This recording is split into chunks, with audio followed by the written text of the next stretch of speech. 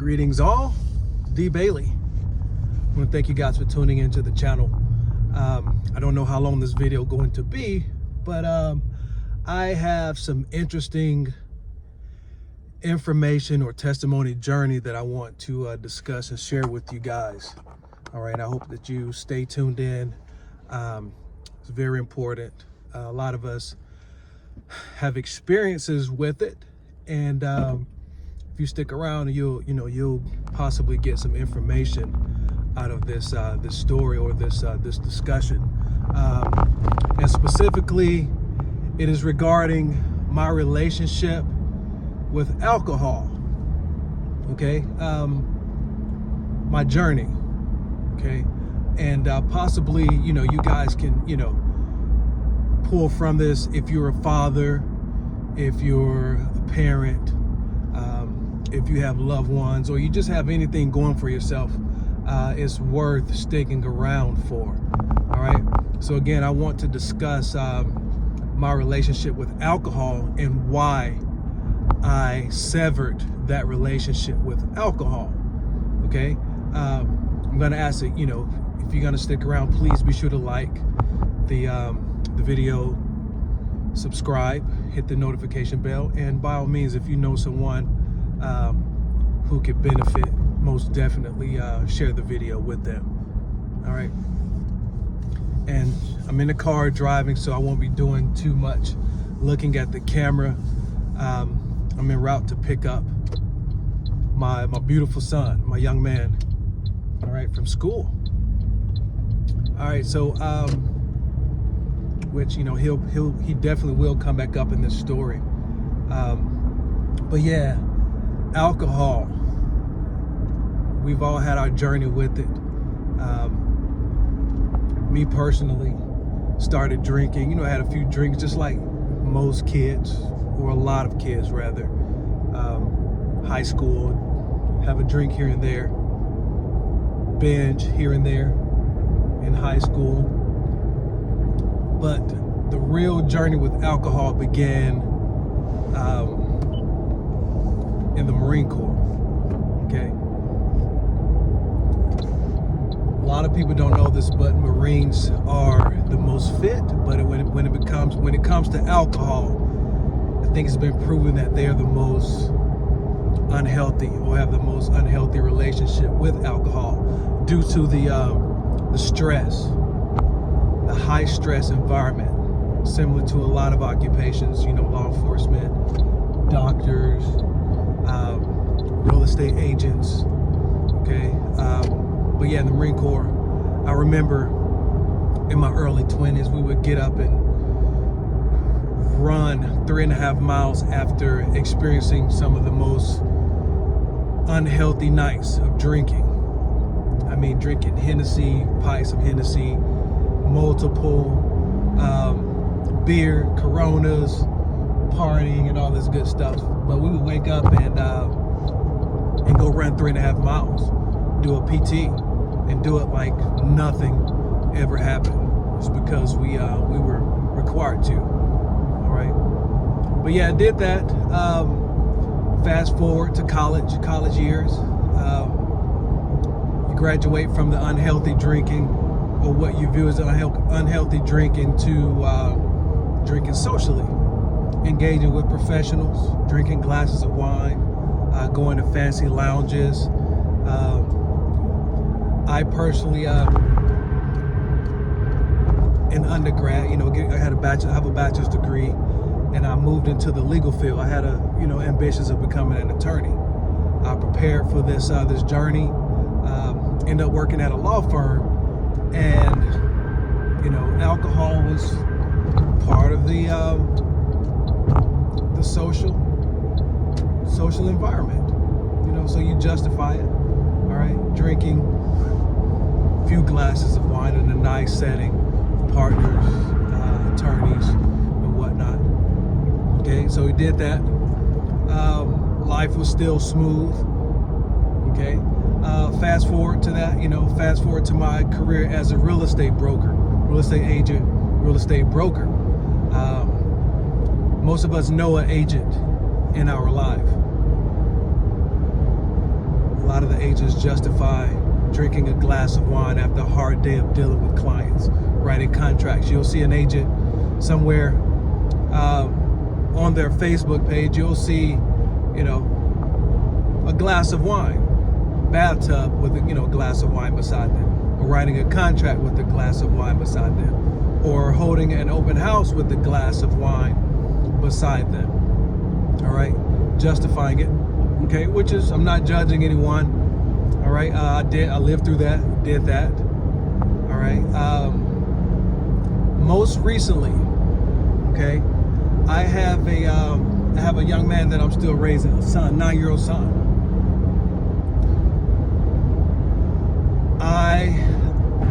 There was an incident that I experienced some months ago, okay, which I'll get into in just a second.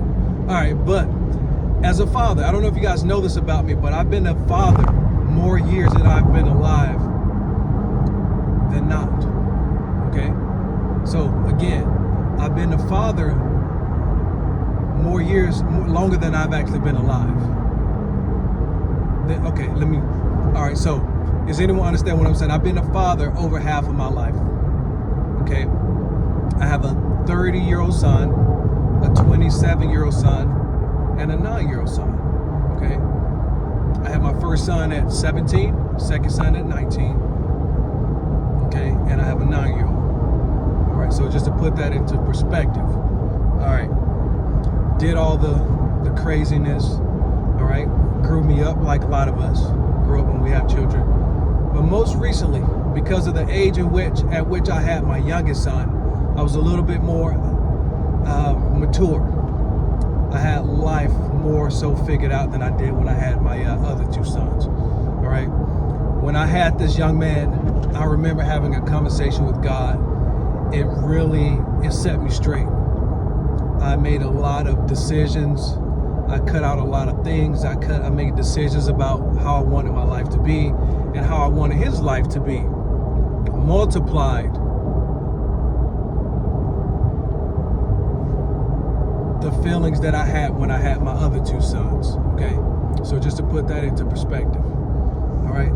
At each birth, I made a decision. I had a conversation with God on what I wanted for them and what I wanted to mold away or chip away from my life to make me be the person that I wanted to be, all right?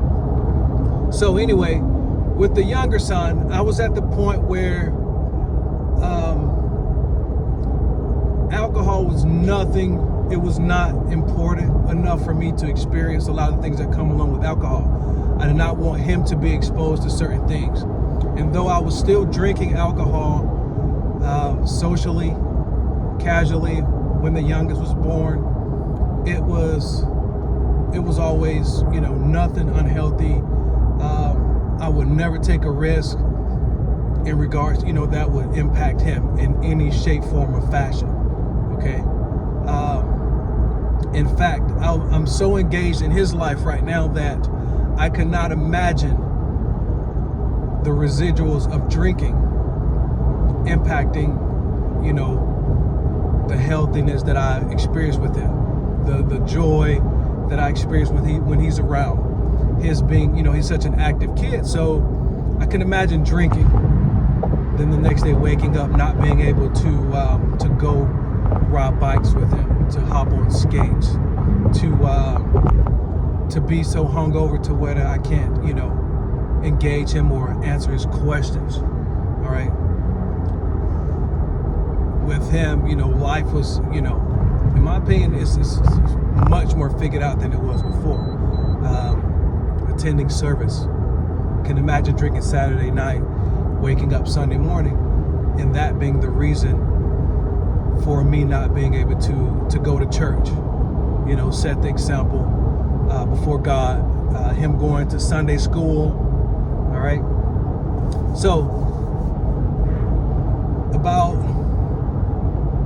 a year or two ago, I've been married. I'm married now. I have my wife and I. We have similar journeys, similar viewpoints as it relates to alcohol. We went through the dating process, having a drink. Okay, going out, having a glass of wine, drinking, a cider.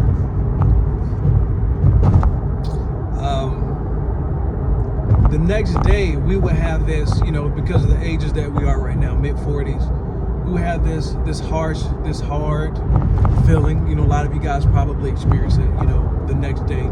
Not a hangover, but that feeling of not having all of your faculties, not having the motivation to go climb Stone Mountain here in Atlanta, not being able to go for a walk. Just that lack of vigor, lack of enthusiasm for life. Okay, so we would have a discussion. I don't want to drink. Why are we still drinking? This isn't fun anymore. Okay, we did that for a while. Have a drink. Someone would, hey, you want to go have a drink? Sure. Cider. Mind you, what I'm discussing right now, never real drinks. Again, so I need to be specific. Ciders. We used to like to go out and try new breweries. Atlanta brewery, have a cider, apple cider, try a peach cider, here and there, So we did this, flirted with this for a while, till we got to the point where it's like, we would buy it and it would sit in the house for months. Okay, glass of champagne sit in the cabinet for a month or so. There was one scenario where we were getting together with some friends, and they asked, "What type of wine do you drink?" And we would cite off, pink rosé, or pink this or pink that, cider, cider this or champagne this, and then we would hang up, and you're not gonna drink that. You're not gonna drink that, and we wouldn't, but we would be social. So this was like the path that we took. This was like the tail end of it. There was an incident that really killed the relationship with alcohol, and it involves my son. I can't get too deep into it because of some domestic stuff, some legalities that I can't really discuss. But I was dropping my, it involves an off-duty police officer or sheriff's deputy. I was dropping my son off. Okay, I can't discuss this, so you guys gotta, read in between the lines. I was dropping my son off, and that was an incident where an off-duty police officer got involved. All right, threatened me, and this deputy was he was jealous. He was intoxicated to the point of slurring his speech. Okay, it was an extremely volatile incident, and it could have gone extremely worse than it actually did. Because I was sober, I was able to maintain a level head for the sake of ensuring that, one, I was able to survive for my son, and then two, my son was able to see me as an example on how to behave when alcohol is involved, and also when there's a threat, how to maintain peace and be the bigger man. Law enforcement was called, police report was filed, and that was it on the surface level. Okay, I went home. I dwelled on that incident, although shaking up a little bit. Got over it. I've been through similar incidents before, but after reflecting on it, it allowed me to see that I did not want such an influence, alcohol that is, around my son. I did not want my son to be exposed to alcohol. The influence of alcohol was not worth the promise that I made with God and the influence that I wanted him to be exposed to as a father. Okay.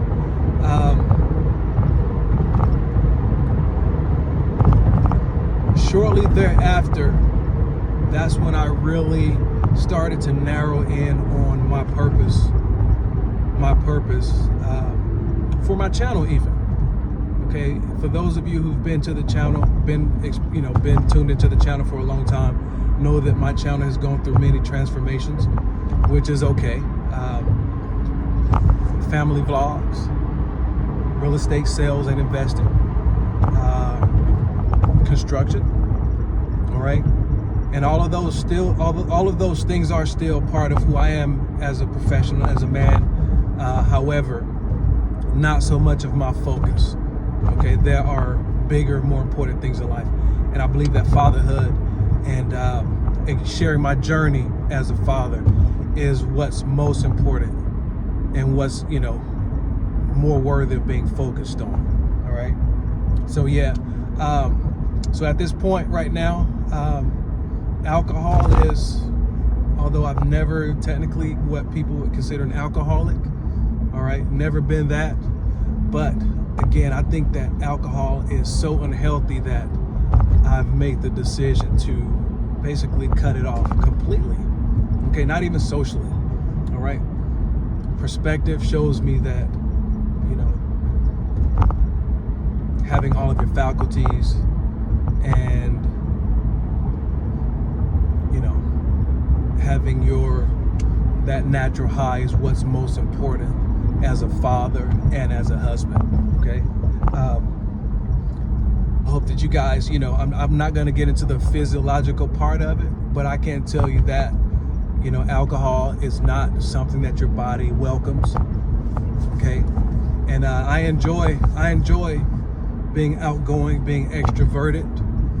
I enjoy being able to wake up in the morning and have that, vigor, enthusiasm for life naturally. Okay.